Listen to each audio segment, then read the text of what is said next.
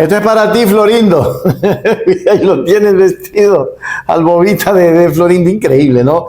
Crisis en las refinerías de Ecuador. El desequilibrio entre potencial y realidad. El muchacho no sabe a dónde está parado, no sabe a dónde le apunta la nariz y no sabe qué hacerse frente a lo que está ocurriendo en el Ecuador.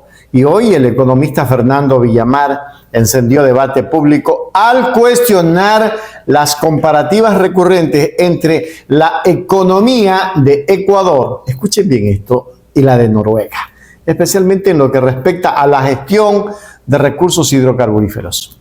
Villamar sostiene que a diferencia del modelo nórdico, Ecuador posee tanto la materia prima, el petróleo crudo, como la infraestructura básica para procesarlo, pero enfrenta una crisis de gestión sin precedentes. Según el analista, el país cuenta con 3 refinerías clave: Esmeraldas, La Libertad y Shushufindi, que en condiciones óptimas deberían garantizar la soberanía energética, pero que actualmente operan muy por debajo de su capacidad instalada debido a una falta de mantenimiento que califica de deliberada.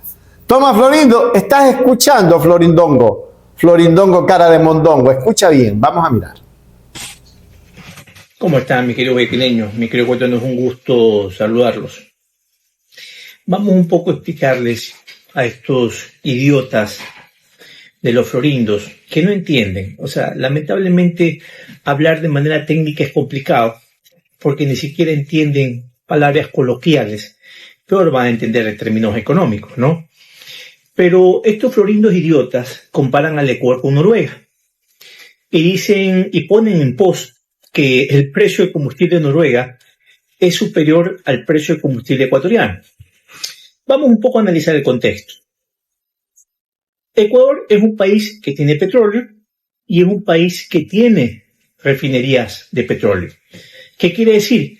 Que tenemos el insumo, que es el petróleo, y tenemos empresas que pueden, con ese insumo, pueden convertirlo en combustible. El Ecuador tiene 3 refinerías: La Libertad, Esmeraldas y Shushufindi. La más importante es las Esmeraldas, porque Esmeraldas debería, con una capacidad instalada al 100%, debería producir 110.000 barriles diarios. La Libertad debería producir 100% de su capacidad instalada, 45.000 barriles diarios, y Shushufindi 20.000 barriles diarios. Como han destrozado las refinerías, queridos guayaquileños y ecuatorianos, da la casualidad que en el 2026 Esmeralda solo produce el 41%, Shushufindi el 50% y La Libertad el 30%. ¿Qué quiere decir eso? Que la producción petrolera, de barriles diarios de combustible está entre los 100.000 en el peor de los casos y 140.000 en el mejor de los casos. ¿Cuánto es el consumo, justamente la demanda de combustible en Ecuador? Entre 220.000 y 250.000. Como han destruido las refinerías, ¿cuánto es el déficit en el Ecuador?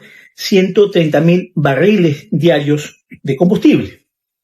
Entonces, como no tenemos más refinerías, ¿qué es lo que hace el Ecuador? Importa caro, porque ese es el negocio de estos empresarios corruptos, y ni siquiera se preocupan de darle mantenimiento o fortalecimiento a estas 3 refinerías para por lo menos tener su capacidad instalada, que debería ser entre 175.000 a 180.000 barriles diarios de combustible. Y con eso tener un menor déficit justamente con la demanda. ¿Qué pasa en Noruega? Noruega castiga el precio del combustible porque Noruega tiene la capacidad suficiente de cubrir toda su demanda, pero castiga con impuesto al precio porque ellos lo hacen a propósito, para que la gente deje de consumir combustibles fósiles. Por eso es que más del 50% del valor del precio de Noruega está contemplado en el impuesto al dióxido de carbono, impuesto a la gasolina y al diésel e impuesto del IVA para poder justificar menos consumo. Esa es la realidad, queridos guayaquileños. Cuídense, un fuerte abrazo. Una guerra a más de 12.000 kilómetros de distancia golpea los bolsillos de los ciudadanos y las finanzas del país. El conflicto en Medio Oriente disparó el precio del petróleo y ese impacto ya tiene cifras concretas. La gasolina, el diésel, llegaron a topes históricos en Ecuador y para que no cuesten más el Estado destina $190 millones mensuales. El exministro de Finanzas, Fausto Ortiz, lo analizó esta mañana en nuestro programa Contacto Directo. Lo que pasa en el Medio Oriente no se queda en el Medio Oriente. La guerra en Irán llega a Ecuador en forma de combustibles más caros y un hueco fiscal que requiere de cientos de millones para ser cubierto. El exministro de Finanzas, Fausto Ortiz, fue directo. El gobierno fijó una tarifa de incremento pensando en un escenario de largo plazo estable. Es decir, si el precio estaba en 60, que podría llegar a 65, a 70, pero hasta ahí. Pero hoy día estás en un escenario diferente, un escenario brusco, y se van a empezar a sentir los problemas en la medida que el conflicto sea bien largo. Si es una cosa corta, entonces quizás es un impacto, pero no tiene posibilidad de afectar de largo plazo. Pero no es tan corto, o sea, aparentemente esto se está complicando un poco más. El exministro comenta que Ecuador venía registrando un superávit de 75 millones de dólares por la venta de combustibles, pero ese colchón desapareció. Ecuador, pese a ser productor de petróleo, importa la mayoría de sus combustibles porque no tiene capacidad de refinación.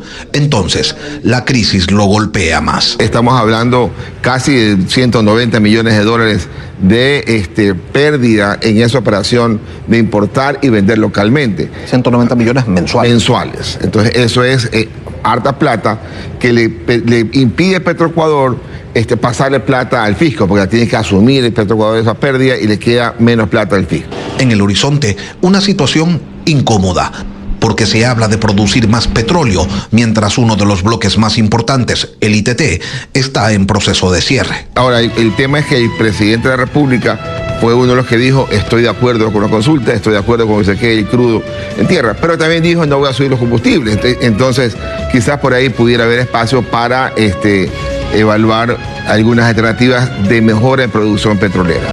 Pero por acá nadie habla de eso todavía. El tiempo dirá si una guerra a miles de kilómetros apura una decisión que el país lleva años postergando. Conclusión. La situación descrita por Fernando Villamar revela una contradicción profunda en la matriz productiva del Ecuador. Un país petrolero que no puede abastecerse a sí mismo. Mientras la comparación con Noruega se utiliza como un distractor retórico, la realidad técnica muestra una infraestructura en decadencia que opera a menos de la mitad de su potencial.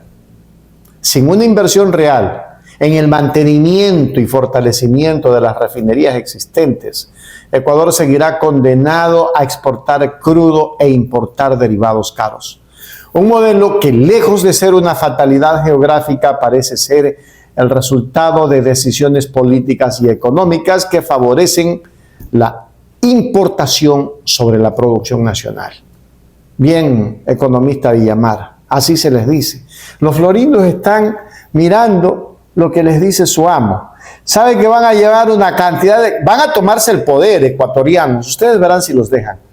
Pero con lo que ya hemos visto, con lo que ya han hecho, con las desapariciones de los niños de las Malvinas, con las desapariciones de la gente, con los que blum, esta gente no va a ningún lado, sino a tomarse a lo que toque el poder, porque pertenecen a un grupo delictivo, organizado, mundial. Ahí se las dejo para que investiguen. Hágase miembro plata, miembro oro. Suscríbase a Hechos Ecuador Noticias. Hechos Ecuador, suscríbete ya. Hechos Ecuador, suscríbete ya. Hechos Ecuador, la verdad está ahí.